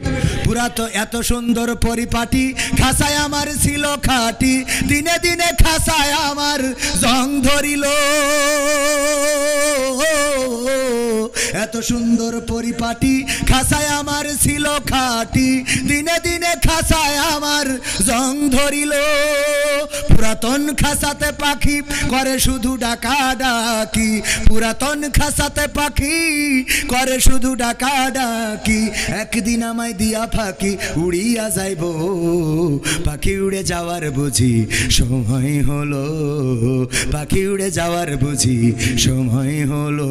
রঙ্গরসের দিন ছিল আমার একদিন, রঙ্গরসের দিন ছিল আমার একদিন, 12 ঘন্টা বেলায় আমার শান্ত হইল, পাখি উড়ে যাওয়ার বুঝি সময় হলো, পাখি উড়ে যাওয়ার বুঝি সময় হলো। ঠিক না বে ঠিক? ওগো আমার ভাইয়েরা, বললো কাল বেঁচে থাকবো তার গ্যারান্টি কি? ওঠো, নামাজ পড়তে হবে। স্ত্রীর ওই শীতের রাত কষ্ট করে উঠাইছে, উজু করানোর পরে এবার স্ত্রী এসে বলছে, নাও বলো এখন রাত 1টার সময় কোন ওক্ত কয় রাকাত নামাজ, কি সূরা পড়বো, দোয়া কি? বাসা যা হয় পড়, কে এখন আসতে কেন? বলো এখন রাত 1টার সময় কেন নামাজ, কেন নামাজ, কয় রাকাত, কি পড়বো, সূরা ফাতিহা? না হলে তুমি সামনে দাঁড়াও, আমি ইক্তেদাই তু ভেজাল ইমাম। ও জানে যে এই ইমাম সঠিক না, ইক্তেদাই তু কি ইমাম, ভেজাল ইমাম। সামনে যাও, আমি পিছনে দাঁড়াচ্ছি। তবে চোরাম করছিস কেন? কাল খেতে পয়সা নে, আমল করা হয়ে গেছে, আছে না নাই? আল্লাহর ওলিরা আবার বলে, হুজুর দোয়া করে দেন আমার স্ত্রী সিরিয়াল আসক্ত, যেন স্ত্রী পরহেজগার হয়ে যায়। ও যে সিরিয়াল আসক্ত, আর তুই তো 4 দোকানে, ওই যে মকসেদের দোকানে যে এক বসায় 3 ঘন্টার ওই ঐশ্বরিয়া করিনা কাপুরের ছবি মেরে তারপরে বাড়ি আসো। তুমি ঐশ্বরিয়া রায়, কারিনা কাপুর আর আমার আমির হামজা ভাই বলেছিল রাশমিকা মান্দানা দেখবা, আর তোমার বউ ওই তাহাজ্জুদের নামাজে যায়, নামাজে পড়ে তোমার জান্নাতে নিয়ে যাওয়ার জন্য দোয়া করবে। পাগল পাইছাও নাকি? কথা কয় না? তুমি ওই এনে বসিতে পরিমণি মারি বেড়াবা, আমার যুবকরাও আছে বিয়ের আগে, আরে বাবা পিছনে এক কান নিয়ে লাইলাতুল ফেব্রুয়ারিতে ওরে গিয়ার গদখালি, কোথায়? লাইলাতুল ফেব্রুয়ারি গদখালি, গদখালি যে বলে তুমি এসেছো বলে আকাশ এত নীল, ও আসার আগে লাল ছিল, তুমি এসেছো বলে গদখালির গোলাপগুলো লাল হয়েছে, ওই এতদিন কালো ছিল। শয়তান পাম মারা জায়গা খুঁজে পায় না। এবার বিয়ের সময় মসজিদে যায়, যে হুজুরি জুম্মার খুতবা শেষে বলে, হুজুর আপনার কাছে আইসি, আমি তো বিয়ে করার নিয়ত করেছি, তো একটা হাফেজা পাত্রী যেন পায়, একটু দোয়া করতে। তুই তাহাজ্জুদ পড়লি, ওর সাথে এন হাফেজা লাগবে কেন? কথা কয় না। দোয়া চাই আপনার কাছে, চাই মানে কি হুজুর একটা নেককার পাত্রী যেন হয়। তুই নেককার পাবি, তুই যে গদখালিতে তাহাজ্জুদ পড়াই ঘুরে আনলি, তা তোর যেটা উড়াও তো আর একজন তাহাজ্জুদ পড়াই এতে ইবাদত করি আরো 2 রাকাত বেশি পড়িয়েছে। কথা কয় না। তুমি মনে করছো রে বাবা পরেশ ঘরে তো নিয়ে আইছি, ও না, ও খালাই তো ভাইয়ের কাছে টাকা পায়। কথা কয় না। শয়তানরা নিজেদের জন্য ভালো হওয়ার দরকার আছে না নাই? নিজের চরিত্র ভালো রাখলে তোমার জন্য আমার নারীরাও চরিত্র ভালো রাখবে। স্বামীরা যদি ভালো হয় স্ত্রীরা ভালো হবে। আজান দিলে স্বামী যদি মসজিদে যায় স্ত্রীরা উজু করে এসে যায় নামাজে দাঁড়াবে। আর যদি আল্লাহর ওলি সকালবেলা উঠে চোখ মুস্তি মুস্তি বিড়ি এক কান ধরাই নিয়ে 4 দোকানে বসে, তাইলে তো বেকায়দাও জাত গেল বলো এ কোন আজব কারখানা, জাত গেল বলো। আমাদের আকিজ কলেজের এক টিচার ছিল, বলতেছে ভাই একটা দুঃখের কথা কি বলবো, আমার চাচা ছিল সমবয়সী, বিয়ে করার পরে আমার চাচি আমার চাচার কোনোদিন কিস করতো না, মানে বাংলায় বলে চুমো খেতো না। এইটা না করার কারণে একদিন অভিযোগ করতেছে, দেখছো তোর চাচির যদি বলার সুযোগ হয় তাহলে বলিস যে চাচার হক এইভাবে মেরে দিচ্ছেন কিস জন্যে, কি হক চাচা? বলছে দেখ সমবয়সী বলাই যায়, আমারই ঠোঁটের কাছে ঠোঁট নীতি দেয় এই না রে। এইবার ও বলেছে চাচি গো আমার চাচা তো বন্ধুর মতো সম্পর্ক, একটা কথা একটু প্রকাশ করে বলেই ফেলাইছে, আপনার ঠোঁটের কাছে ঠোঁট নীতি দেন না, আর ওর ঠোঁটের কাছে আপনার ঠোঁট নেন না কেন? বলছে দুঃখের কথা কি বলবো ভাতিজা, বললে যখন আমু বলি লজ্জা ভেঙে, তো চাচা বিড়ি সিগারেট খেয়ে মুখ যা করে রেখেছে, ওর পাশার কাছে ঠোঁট নেওয়া যায় তা মুখের কাছে না। সহ্য না করে পারবেন কি করে? আছে না নাই? এখানে বিড়ি খান কিডা কিডা? ও সব তো আল্লাহর পরহেজগার পীর সাহেব, কেউ খায় না যদি না খেয়ে থাকেন আলহামদুলিল্লাহ, আর যদি খান আজকে থেকে ছাড়েন ছাড়েন ছাড়েন, তা না হলে বলো অন্য কিছু ছাড়তে হবে রে। মনে থাকবে ইনশাল্লাহ। আপনি সুন্দর করে দাঁত ব্রাশ করিয়ে লিপজেল লাগায় ঠোঁটটা কায়দা করে মাখো মাখো করে রাখেন, দেখেন তো স্ত্রী হক আদায় করে কিনা। আমি ওইটা বলছি না, হক আদায়ের কথা বলছি। করবে না করবে না? বিড়ি টাইনে ওরে বাবা সুসমল্য অত গন্ধ বেরোয় না। মসজিদে দেখবেন বেনামাজির পাশে দাঁড়ালি যেই আমিন বলে মনে হয় নামাজ ছেড়ে চলে যায়, পরে দুদিন পরে এসে পড়বা না। আছে না নাই? এই আবার গিলাস ভাঙছে কিনা? এই ঠিক বললাম না বে ঠিক বললাম? এইগুলো পরিবর্তন হওয়ার দরকার আছে না নাই? তুমি যদি গু খাও ও তো পায়খানা এমনিই খাবে, যে যেমন সে তেমন পাবে। কোরআনের কথা ভাইয়ের আমার, এই জন্য পরিবর্তন দরকার আছে না নাই? পরিবর্তন আমাদের দরকার। পরিবর্তন তো নারীরা হইতে চায়। একবার আমার আব্বা বলতেছে, ওয়াজ শুনেছে যে ওগো নারীরা তোমরা যদি পারো স্বামীর চুল দে পা মুছাইয়ে দিবা তারপরে ঘুমাবা। এই ওয়াজ শুনে একজন মহিলা ধুপা খুলার, সে যেই আগে স্বামীর চুল দিয়ে ইচ্ছা মতো পা মুছাইয়েছে, ডইলে ডইলে মুছাইয়ে তারপর শুয়েছে, শুয়ার পরে গন্ধে জ্বালায় বাঁচা যাচ্ছে না। গন্ধটা গন্ধ, দুর্গন্ধ কিসের দুর্গন্ধ? পায়খানার গন্ধ কোথা থেকে আসে? তাড়াতাড়ি করে সুইচ দিয়েতে চারিদিকে খোঁজে পায়খানার গন্ধ আসে কোথা থেকে, না কোথাও খুঁজে পাওয়া যায় না যায় না যায় না। হঠাৎ করে স্ত্রীর চুল টেনে এনে স্বামী বলছে পায়খানার গন্ধ তো তো চুলিতে আসছে। তো বলছে তা আসবে কেন? তা আসবে কেন তুই জানিস, আমি কি করে খাবো? আমি তো অন্যায় কিছু করিনি। হুজুর বলল যে স্বামীর চুল দে পা মুছাবা। রহিম আলাইহিস সালাম চুল দে পা মুছাইয়ে দিত। আল্লাহর নবী বলেছেন যদি কেউ স্বামীর এমন করে খেদমত করে, যদি স্বামীর মাথায় হাত বুলায়, মুখমণ্ডলে হাত বুলায়, তাইলে মাথায় যত চুল আছে স্বামীর সমপরিমাণ চুলের সোয়াব ওর আমল নামায় লেখা হবে। আমার ডাক্তার মুরাদের বউ বলছে তাহলে আমার তো তেজ মারা সারা, কারণ আমার ডাক্তার তারা মাল নেই। ঠিক না বা ঠিক? আচ্ছা ওটা যাক যাদের আছে তাদের তো হবে। ওগো আমার ভাইয়েরা, ওই স্ত্রী বলতেছে দেখো আমি যখন হুজুরের এই কথাটা শুনলাম তখন এসে তোমার চুল দে পা মুছাই তারপরে আমি শুইছি, এই হলো আমার অপরাধ। বলছে ওই জায়গায় তো খেলা হয় না। ওই যে মোড়ের ওখানে ও তাস খেলছিল টাকা দিয়ে, তাহলে কি হয়ে গেল? কি হয়ে গেল? জুয়া। টাকা দিয়ে খেললে কি? কাঠ খেলছিল টাকা দিয়ে, রুইতন হাটতন টিকা রাজা বাদশা মার। ওরে বাবা হঠাৎ করে আর্মির গাড়ি এসে দাঁড়াইছে, আর অমনি বুঝতে পেরেছে খেলা ফাইনাল, এখনই গান গাওয়া লাগবে, তার থেকে আগেই দৌড় দিই। ও জুতো পাই দেয় নাই, গান গাওয়ার ভয়তে জুতো না পাই দিয়ে দৌড় দিয়েছে। বাঁশবাগানের নিচে দিয়ে গিয়েছে, কিডা ছেড়িয়ে রেখেছে, চটকাইছে, চুপ করে শুয়ে রয়েছে। আর ওই দিন মুছাইছে খাই। পরের দিন আমার মা বোনেরা, ধুপা খোলার মা বোনেরা ডেকে বলছে হুজুর ওয়াজ করা তো শিখেছেন, টাকাও তো ভালো নেন, কিন্তু কোন লাইনে ওয়াজ করতে হয় এখনো বোঝেন না। আপনারা আমাদের বললেন যে স্বামীর চুল দিয়ে পা মুছাই দেবেন, আমরা তো অবলা নারী, আমরা স্বামীর খেদমত করার জন্য চুল দিয়ে পা মুছাতে আপত্তি নেই, কিন্তু ওদের একটু বলে দেবেন যে ওই বাহাত্তারারা যেন টিউবওয়েলের পাটা ধুয়ে তারপর সই, পাটা অন্তত ধুয়ে যেন সই। আজকালকের ছেলেরা বই নিয়ে আর বসে না, ও বাবা গুগলে সার্চ করিয়া পড়ে।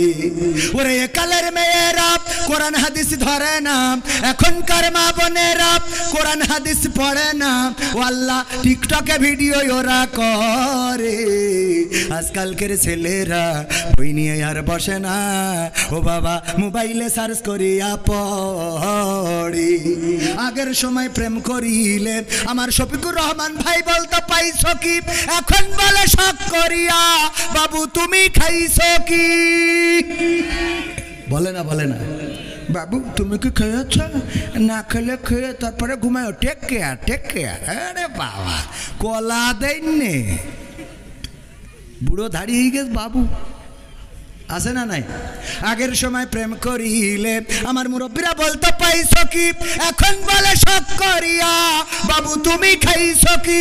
লজ্জা শরম নাই আইলাম কোন জামানাই, লজ্জা শরম নাই আইলাম কোন জামানাই, ভবিষ্যৎ দেখি অন্ধকারে। আজকালকের ছেলেরা বই নিয়ে আর বসে না, ও বাবা গুগলে সার্চ করিয়া পড়ে। নতুন করে হয়েছে চালু এখন আবার কোন ট্রেন্ড, পরিচয় করাই দেখি এই আমার গার্লফ্রেন্ড। আছে না নাই? গদখালি যদি হঠাৎ করে দেখা হয়, বুরকা বলা, পিছনে বাইকের পিছনে সালাম দেবেন, ভাবি কেমন আছেন, দোস্ত কবে বিয়ে করলি জানালি নে তো, হঠাৎ করে বলে আরে না এখনো বিয়ে করি নাই, বিয়ে করলি তো জানবি। এটা তাইলে কিডা, পরিচয় করাই দিলে এই আমার গার্লফ্রেন্ড। আছে না নাই? নতুন করে হয়েছে চালু এখন আবার কোন ট্রেন্ড, পরিচয় করাই দেখি এই আমার বয়ফ্রেন্ড। নারীরা নারীরা করায় না করায় না, হঠাৎ একটা ঘাড়ে করে নিয়ে বাড়ি হাজির, কবির বিন সামাদের মাত্র সাথে করে নিয়ে, এই কিডা? আল্লাহ আম্মা, কবির বিন সামাদ আমার বয়ফ্রেন্ড। কবির বিন সামাদ, ও আব্বা ভালো? ভালো। হ্যাঁ হ্যাঁ বাড়ি। আরে ভাব, আছে না নাই? এইবার 3-4 বছর ধরে লাইন মেরে ও কয় যে, ওর মা কয় দেখো তোমার ছেলেটা কি বলে যে ওর আব্বা তো তোর মতো গান জুইটে তো মেনে নিত না, তাই এক কাজ কর তুই আমার মায়ের নিয়ে চলে যা, আমি এদিক ট্যাকেল দুবানে। আর মায়ের বলে তুই ওর নিয়েতে যা, কাজী অফিস থেকে পারলি পড়িনিস আর না পারলি সে যা এবানে, তুই যা আমি তোর আব্বা দেখ পানে বইলেতে পাঠাই দিয়ে। এইবার যেই আব্বা বাড়ি ফিরে আসে ঢাকার যশোর শহরের থেকে, ওরে অভিনয়, ও আল্লাহ তুমি কি জন্ম দিছাও, আমার মুখে সুন কালি লাগায় এ চলে গেল রে, আল্লাহ আল্লাহ। শয়তান, তোর অভিনয়ের কাছে শেখ হাসিনাও ফেল, ঠিক না বে ঠিক? কি অভিনয়!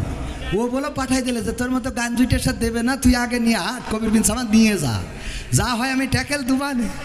ওর বুদ্ধি আছে, ওরে বাবা শব্দর স্বামী, কি জন্ম দিছাও, কি জন্ম দিছাও, আমার বাপ দাদার 14 পুরুষই এমন কিছু ঘটিনি রে, আল্লাহ আল্লাহ।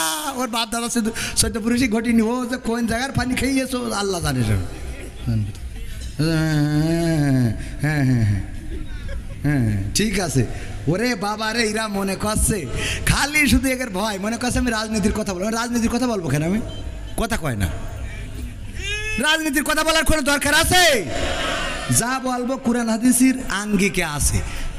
আমি প্রায়ই বলি যদি মুসার কথা বলেন তা এমনি ফেরাউন আসবে, কথা কয় না। যদি আপনি নমরুদের কথা বলেন, দূর ইব্রাহিমের কথা বলেন, তা নমরুদ আসবে। বিশ্বনবীর কথা বললি আবু জাহেল। তো কোরআনের এই সমসাময়িক সময়ে যদি কথা বলি আর শফিকুর রহমান যদি বাধা দেয়, তো তার নাম বলতে হবে না, কথা কয় না। অনেকেই মনে করে এটা নো, আরে বোঝেন না, খালি ভালো করে বুঝে। আমি এইসব আপনারা বলছেন আমি 12টার মধ্যে শেষ করবো, আর আধা ঘন্টা থাকা যাবে না? ইনশাল্লাহ থাকা যাবে কি না? কথা আমি এই জন্যই এলাকায় দাওয়াত নিচ্ছি, খালি হুজুর এই বলেন না ওই বলেন। আমার আওয়ামী লীগরা তোমার কাছের লোক, এরা বিশ্বাস করে না, আপনাদের মনে হয় না? আমি তো বলেছি কি, মুসলমানে মুসলমানে দ্বন্দ্ব করা চলবে না, সীসা ঢালা প্রাচীর হবে কখনো তা টলবে না। মুসলমানে মুসলমানে দ্বন্দ্ব করা চলবে না, সীসা ঢালা প্রাচীর হবে কখনো তা টলবে না। তবেই শান্তি পাবে অশান্তি দূর হবে, তবেই শান্তি পাবে অশান্তি দূর হবে। কেউ আর মুসলমানের বাজে কথা বলবে না, মুসলমানে মুসলমানে দ্বন্দ্ব করা চলবে না, সীসা ঢালা প্রাচীর হবে কখনো তা টলবে না। কে আওয়ামী, কে বিএনপি, কে জামাত ইসলাম, এটা আমাদের নয় পরিচয়, মুসলিম মোর নাম। কে আওয়ামী, কে বিএনপি, কে জামাত ইসলাম, এটা আমাদের নয় পরিচয় মুসলিম মোর নাম, এ কথা মানলে পরে শান্তি আসবে ঘরে, এ কথা মানলে পরে শান্তি আসবে ঘরে। কেউ আর মুসলমানের বাজে কথা বলবে না, মুসলমানে দ্বন্দ্ব করা চলবে না, সীসা ঢালা প্রাচীর হবে কখনো তা টলবে না। মাঝাবের লড়াই যদি চলে শান্তি আসবে না রে ভাই কোনোই কৌশলে। সাদপন্থী জুবাইর পন্থী লড়াই যদি চলে শান্তি আসবে না রে ভাই কোনোই কৌশলে। ঐক্যবদ্ধভাবে থাকলে শান্তি পাবে, ঐক্যবদ্ধভাবে থাকলে শান্তি পাবে, এছাড়া শান্তি পাবার রাস্তা কবু মিলবে না। মুসলমানে দ্বন্দ্ব করা চলবে না, সীসা ঢালা প্রাচীর হবে কখনো তা টলবে। টলা যাবে? মুসলমান ঐক্যবদ্ধ থাকতে হবে। কেন থাকতে হবে? এই সমাজে সুখ শান্তির জন্য, এই সমাজে অন্যায় দূর করার জন্য, অন্যায়ের বিরুদ্ধে প্রতিবাদ করার জন্য, আল্লাহর জমিন আল্লাহর দ্বীন প্রতিষ্ঠিত করার জন্য ঐক্যবদ্ধতার বিকল্প নাই। জামাত ইসলাম যদি মনে করে নিজেদের ভোট নিয়ে ক্ষমতায় যাবে, ভোট তো হলো জামাত ইসলামের 25%। কয় পার্সেন্ট? আওয়ামী লীগ বিএনপির 35 করি প্রায় 70%, আর আদার্স দলের আছে 5%। তাহলে জামাত ইসলামের যদি পাশ করতে হয় তাহলে আওয়ামী লীগ বিএনপি অন্য দল থেকে আরও অন্তত 20% ভোট আসার দরকার আছে না নাই? তো এই ভোট যদি আসতে হয় তাহলে অবশ্যই তাদের তো রাগ করি যদি সব বের করি দাদার দেশে পাঠিয়ে দিতে হবে। যে কটা পাঠাই দিয়ে 2-1টা পাঠায়নি এমনি চলে গেছে, নিজেদের দেশ না থেকে চলে গেলি। কেউ যদি রাগ করে বাড়িতে চলে যায় তা করবোটাকে? কথা কয় না, মনের অভিমানে চলে গেছে। আমরা কিন্তু আসলে এই দেখেন আছে না সবাই মিলেমিশে থাকাটাই দরকার। তবে দেশে অন্যায় হচ্ছে, জুলুম হচ্ছে। ওই যে আমরা দেখেছি লঞ্চের মধ্যে বালুবাহী বা পণ্যবাহী সারবাহী লঞ্চে 7 জনকে হত্যা করা হয়েছে। এখন হত্যা যেন একদম মামুলি ব্যাপার হয়ে দাঁড়িয়েছে। আওয়ামী সরকার ক্ষমতায় থাকতেও মোটামুটি জবাবদিহিতা ছিল, কিন্তু এখন যেন অপরাধের কোনো জবাবদিহিতা নাই। আপনারা একমত নাও হতে পারেন, না হইলেও করার কিছু নেই, অন্যায়ের বিরুদ্ধে বলবো। তাতে যদি এই সরকার আবার ধরে নিয়ে যায় তাও অসুবিধা নেই। কথা ঠিক না বে ঠিক? তো ভয় পাই না। কেন পাই না? আগের সরকার তাহাজ্জুদ পড়ি ভোট নিয়েও থাকতে পারি না, এরা তো নামাজই পড়ে না। ঠিক না বে ঠিক? সুতরাং ভয়ের কোনো কারণ আছে? এই 7 জনকে কেন হত্যা করা হলো এই তথ্য উদ্ঘাটন করা রাষ্ট্রের দাবি। যারা হত্যা করেছে অন্যায়ভাবে, আমরা দেখেছি ওই লঞ্চের ক্যাপ্টেন, তার মেয়ের বিবাহ আছে, বিবাহ অনুষ্ঠান হবে, কিন্তু মেয়ের বিবাহে থাকতে পারে নাই। অনেকের সংসার পরিবার সন্তান আছে যাদেরকে অন্যায়ভাবে হত্যা করা হলো।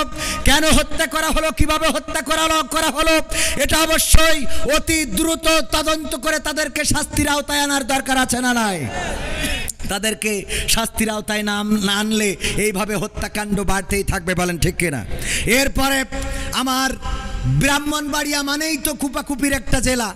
ছোটোখাটো বিষয় নিয়ে দা বল্লভ নিয়ে আগের মতো লড়াই করে, যদিও ব্রাহ্মণবাড়িয়ায় অনেক ভালো মানুষও আছেন আলহামদুলিল্লাহ। এই ব্রাহ্মণবাড়িয়ায় আজকেও যে ঘটনা ঘটেছে যে একজন যুবলীগের নেতার সন্তান সে প্রত্যেকটা একটা ঘরে দেহ মাথাবিহীন লাশকে গর্তের মধ্যে ঢুকায়ে পুড়াচ্ছিল। রাজহাঁস খুঁজতে যেয়ে ওখানে যখন ধোঁয়া দেখেছে জিজ্ঞেস করেছে কিসের ধোঁয়া, বলেছে পাতা পুড়াচ্ছি। ভাই কিসের পাতা একটু দেখতে চায়, দেখতে দেয় নাই, মারার হুমকি দিয়েছে। পরে গ্রামবাসী একসাথে হয়ে সেখানে যাওয়ার চেষ্টা করেছে, বাধা দিয়েছে, পুলিশকে খবর দিয়েছে যে দেখে একটি মাথাবিহীন লাশ পুড়ানো হচ্ছে গর্তের মধ্যে ঢুকিয়ে। এই লাশ পুড়ানোর যে অপরাধ এবং এই লাশটাকে পুড়ানো হচ্ছে এটা জাহিলি সমাজকেও হার মানায়। বলেন ঠিক কিনা? এমনকি ওই মাথাটা পরবর্তীতে পুকুরে খুঁজে পাওয়া গেছে। মাথাটা একটা 50 বছর বয়সী নারীর। এই নারীকে ফজরের সময় ডেকে নিয়ে কী কারণে হত্যা করা হয়েছে এখনো পর্যন্ত সাংবাদিকরা জানাতে পারে নাই, তবে হয়তোবা জানাতে পারবে এবং জানানো উচিত। এই হত্যাটা যদি অন্যায়ভাবে হয়ে থাকে, যদি না অবশ্যই অন্যায়ভাবে হয়েছে, সেই হত্যার বিরুদ্ধে সোচ্চার হওয়া শুধু নয় বরং অপরাধীদের দৃষ্টান্তমূলক শাস্তির দরকার আছে না নাই? মুক্তিযোদ্ধাকে লাঞ্ছিত করা হয়েছে কোথায় জানেন কিনা? 14 গ্রামে। কোথায়? 14 গ্রামে কুমিল্লায় একজন মুক্তিযোদ্ধাকে লাঞ্ছিত করা হয়েছে। আমি বলেছি মুক্তিযোদ্ধা হিসাবে তার লাঞ্ছিত করার অপরাধ, এটা অবশ্যই অপরাধের মধ্যে পড়ে। সুতরাং যারা জড়িত আছে আজকে গ্রেপ্তার করা হয়েছে, আমরা দৃষ্টান্তমূলক শাস্তি দাবি করছি। কিন্তু তিনি 9টা হত্যা মামলার আসামি। এই 9টা হত্যা মামলা মুক্তিযুদ্ধ হইলেই পার পেয়ে যাবে না। কথা কয় না? সাদেক হোসেন খোকাকে যখন রক্তাক্ত করা হয়েছিল, তখন এই বীর পুরুষ, এই গেরিলা যুদ্ধের অন্যতম প্রধান, তার পক্ষে কথা বলার মতো সুশীল সমাজ পাওয়া যায় নাই। যখন আমার আলেমদের হাতে হাত কড়া লাগানো হয়েছিল, তখন কথা বলার মতো মানুষ পাওয়া যায় নাই। যখন মামুনুল হককে গ্রেপ্তার করে সোজা মানুষকে কুজা করে দেওয়া হয়েছিল, তখন কথা বলার লোক পাওয়া যায় নাই। যখন আমির হামজাকে হাতে হাত কড়া পরিয়ে জেলখানায় রেখেছিল, তখন কথা বলার মতো সুশীল পাওয়া যায় নাই। আর যখন চুন থেকে পান খসে বা পান থেকে চুন খসে, তখন অমনি সুশীলরা জেগে ওঠে। আমার সুশীলরা যখন ছাত্রদের হত্যা করে ট্রাকের মধ্যে ভরে পেট্রোল ঢেলে আগুন জ্বালিয়ে পুড়িয়েছিল, হাত পা দেখে চেনার উপায় নাই যে লাশটা কার। এই লাশগুলো নিয়ে কথা বলার মতো সুশীল পাওয়া কথা কয় না। আপনি সুশীল আমি মানলাম, কিন্তু যখন ওই যে সুশীল কেমন, এক দারোগা থানা কামাই করিস আগের সময়, তখন থানা কামাই করলি দারোগা বা তাদের যে উপরের কর্মকর্তা থাকে ও বেদে পিটাইতো। তো এই জন্যই জানে যে পিটাবে, পিছনে বস্তা বাইন্ধে নিয়ে তারপরে গেছে যে পিটান যা দেবে বস্তার পরে। তো এখন ওই যেই বলছে স্যার আমি একটু বউ নিয়ে পিকনিক করতে গেছিলাম, তো এই জন্য দেরি হয়ে গেছে। কয় তোর 100 বেতরাঘাত বললি, বেত মারা শুরু করিস। ও তো জানে অসুবিধে নেই, ও বাস্তা বেঁধে নিয়ে গেছে 2-3টে ওই যে সালার বাস্তা, ওই নিয়ে এখন ওই বাস্তা তো বেঁধেস কায়দা করি। এখন যেই একটু সাইড সুইডি পড়ে, যেই উপরে পড়ে কয় স্যার একটু নিচে করি মারেন স্যার। এবার যেই নিচে পড়ে কয় স্যার একটু করি উঁচু করিয়ে মারেন স্যার, স্যার একটু ডানির দিকে চাপাই মারেন স্যার, স্যার একটু বাদ দিক, মানে ওর বাস্তার পরে পড়তে হবে। কথা কি বোঝা গেছে? কথা বোঝেননি? তো আমাদের কাজ হলো বাস্তার পরে পড়া লাগবে।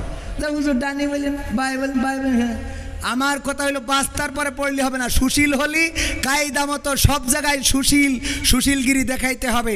সুশীলগিরি সব জায়গায় দেখাই না বলে এই সমাজের অপরাধ কমছে না, বলেন ঠিক কিনা? আমরা তারা যারা জুলুমের বিরুদ্ধে প্রতিবাদ করি, নাটোরে মন্দিরে হামলা হয়েছে, বলা হচ্ছে যে ডাকাতরা ছিনতাই করতে যে হামলা করেছে একজন, সেখানে থাকা প্রতিবন্ধী মানুষ বা মানসিক চাহিদা সম্পন্ন মানুষ, তাকে হত্যা করা হয়েছে।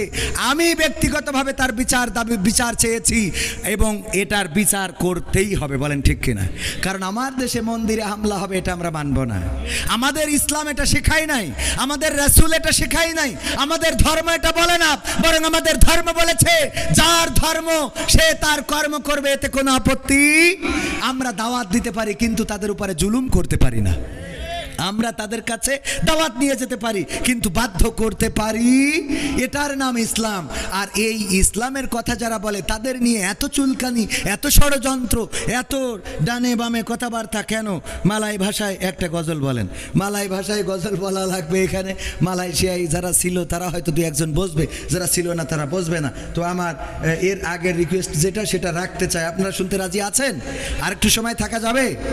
আমার বাংলাদেশের এই সঙ্গীতটা গোটা প্রবাসীদের জীবন নিয়ে, গোটা প্রবাসীদের, হ্যাঁ প্রবাসী ভাইয়েরা অনেক সহযোগিতা করেছে এই মাহফিলের জন্য। আজকের এই সঙ্গীতটা প্রবাসীদের জন্য অনুরোধ বা উৎসর্গ করছি। আমার বাংলাদেশের প্রবাসীদের গল্প বলি শোনো, আমার ধোপা খোলার প্রবাসীদের গল্প বলি শোনো। এ গল্প তো কল্পনা নয়, তোমরা কি তা জানো ও ভাই? এ গল্প তো কল্পনা নয়, তোমরা কি তা জানো? আমার বাংলাদেশের প্রবাসীদের গল্প বলি শোনো।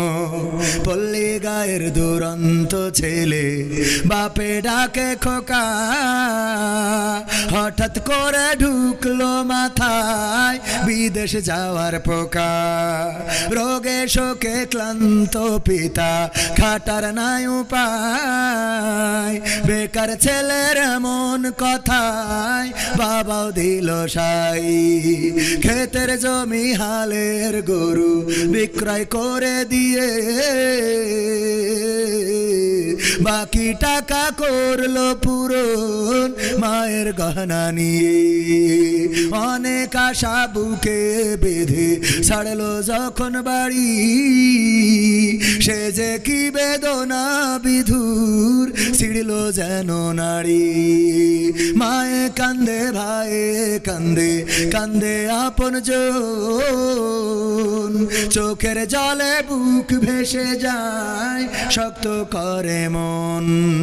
এমন মানুষ কোন সে জনাব, এমন মানুষ কোন সে জনাব, তোমরা কি তা জানো? আমার ধোপা খোলার প্রবাসীদের গল্প বলি শোনো, আমার যশোর জেলার প্রবাসীদের গল্প বলি শোনো। বিমানেতে বসে খোকা জানালারি পাশে, নীল আকাশে তাকিয়ে দেখে মায়ের ছবি ভাসে। আঁচল দিয়ে চোখ মুছে মা প্রভুকে যে বলে, আল্লাহ তুমি ভালো রেখো আমার কোলের ছেলে। খোকা যে ছিল মা জননীর কলিজারি বোটা, ভাবতে সব চোখ ভিজে জল পড়লো ফোঁটা ফোঁটা। এমন মানুষ কোন সে জনাব, এমন মানুষ কোন সে জনাব, তোমরা কি তা জানো? আমার ধোপা খোলার প্রবাসীদের গল্প বলি শোনো, আমার যশোর জেলার প্রবাসীদের গল্প বলি শোনো। নদ নদী আর সাগর নগর দিয়ে খোকা পাড়ে পৌঁছালো যে অতি সাধের বিদেশের বাড়ি। অনেক কষ্টে মিলল খোকার এমন একটা কাজ, হাড় ভাঙা খাটুনি তাতে সকাল দুপুর সাজ। রোগে শোকে কাজ করে যায়, করে না অবহেলা, আকাশ সমান স্বপ্ন দেখে কাটিয়ে দেয় বেলা। মা জননীর সাথে যখন খোকা কথা কয়, বলে বাবা কেমন আছো জানতে ইচ্ছা হয়। মাগো আমি ভালো আছি, মাগো আমি ভালো আছি, দুঃখ নেই তো কোনো। আমার বাংলাদেশের প্রবাসীদের গল্প বলি শোনো, আমার মালয়েশিয়ার প্রবাসীদের গল্প বলি শোনো। হঠাৎ করে বাবা বলে টাকার যে দরকার, তোর মায়েরই বড় অসুখ দেখাবো ডাক্তার। চিন্তায় আমার বাড়ছে আবার তোর বোনেরই নিয়ে, দিনে দিনে হচ্ছে বড় দিতে হবে বিয়ে। তোর ভাইয়েরই লেখা পড়ার খরচ বেড়ে গেছে, দরকার এখন অনেক টাকার, তোর কাছে কি আছে? পাইনি বেতন এখনো খোকা, পকেটটা যে ফাঁকা, তবুও বলে ভেবো না বাবা দেবো আমি টাকা। এমন মানুষ কোন সে জনাব, এমন মানুষ কোন সে জনাব, তোমরা কি তা জানো? আমার ধোপা খোলার প্রবাসীদের গল্প বলে শোনো, আমার সৌদি আরবের প্রবাসীদের গল্প বলে শোনো। দিন মাস গুনে খোকা এখন পৌঁছালো বছরে, করতে হয় কাজ এখন যে তার 10 তলার উপরে। হঠাৎ করে কি হতে কি যেন হয়ে গেল, দশতলারই উপর থেকে খোকা পড়ে গেল, আকাশ সমান স্বপ্নগুলো আকাশে গেল উড়ে,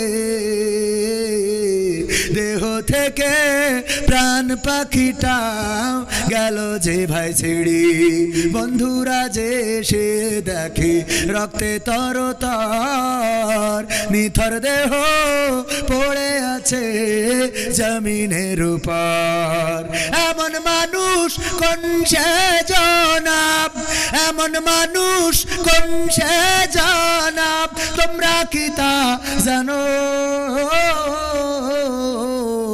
আমার ধোপা খোলার ওই প্রবাসীদের গল্প বলি শোনো, আমার মালয়েশিয়ার প্রবাসীদের গল্প বলি শোনো।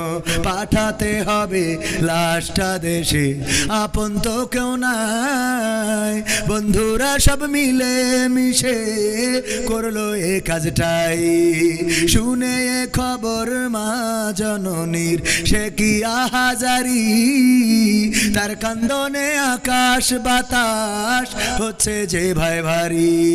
অবশেষে খোকার কফিন পৌঁছালো যে বাড়ি, ভাই বোনার গায়ের স্বজনের সে কি আহাজারি। মা জননী কেঁদে বলে ওরে আমার ছেলে, বিদেশ থেকে কোন দেশে তুই গেলি আবার চলি, মাগো আমি সুখানিতে, মাগো আমি সুখ কিনিতে জীবন দিছি জানো, আমার ধোপা খোলার ওই প্রবাসীদের গল্প বলি শোনো।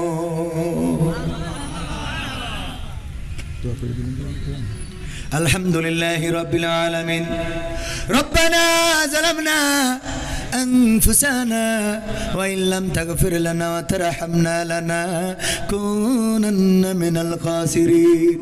ربنا آتنا في الدنيا حسنة وفي الآخرة حسنة وقنا عذاب النار. وقال গভীর রাত তোমার বান্দারা ধোপা খোলার স্কুল ময়দানে চেয়ে দেখো, হিলফুল ফুজুল আল্লাহর নবী যে সংগঠন গঠন করেছিলেন, ওগো আল্লাহ নবুয়তের আগে যেই সংগঠন গড়েছিলেন সেই সংগঠনের নামে নাম আজকের যুবকেরা এত সুন্দর একটা আয়োজন করলো রে আল্লাহ, তুমি দয়া করে আয়োজনকে তোমার শাহী দরবারে কবুল করে নাও।